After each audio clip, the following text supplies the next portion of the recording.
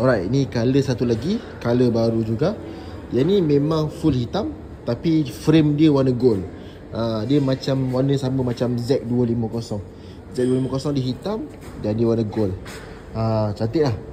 Bagi aku dia memang, gold ni memang sangat menyelah. Daripada jauh pun boleh nampak, sebab motor warna hitam kan. Warna hitam dia memang hitam matte. Lawa-lawa.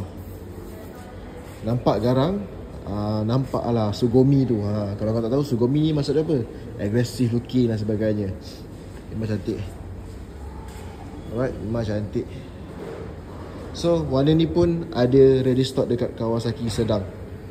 Okay, ready stock tau. Ready stock. Kalau bayar cash terus keluar motor.